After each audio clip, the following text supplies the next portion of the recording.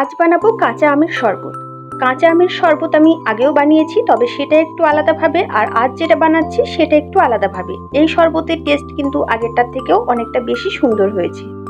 নমস্কার, আমি প্রিয়াঙ্কা, আর তোমরা দেখছো প্রিয়াঙ্কার রান্নাঘর। আজ আমি যে কাঁচা আমের শরবতটা বানিয়েছি তার জন্য প্রথমে আমি একটা কাঁচা আম নিয়ে নিয়েছি।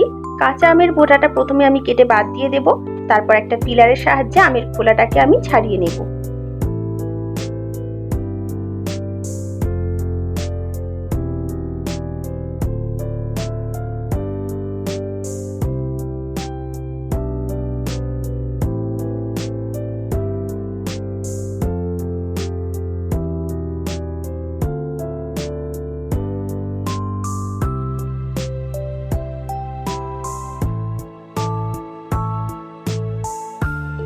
এখন দেখো, আমটাকে খুব ভালো করে আমি খোলা ছাড়িয়ে নিয়েছি। এবারে একটা ছুরির সাহায্যে আমি আমটাকে কেটে নেব।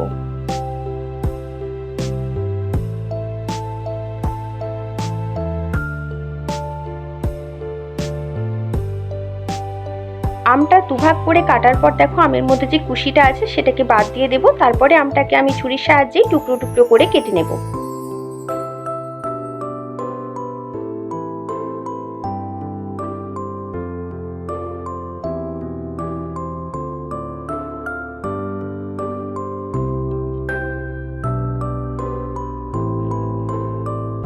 এবারে দেখো, আমের টুকরোগুলোকে আমি কেটে নিয়েছি।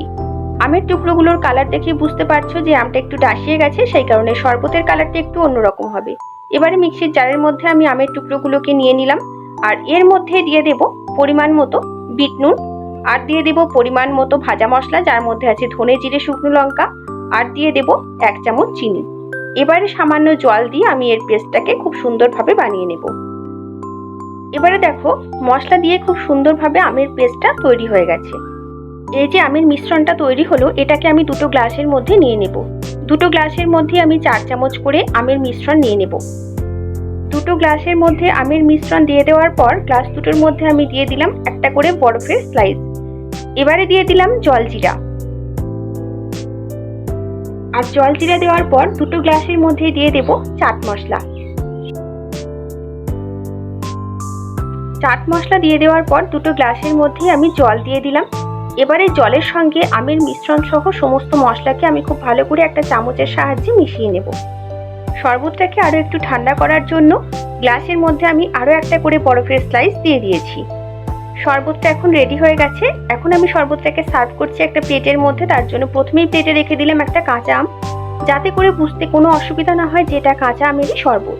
যেহেতু কাঁচা আমের শরবতের কালার হয় সবুজ, আর এখানে শরবতের কালারটা হয়েছে হলুদ।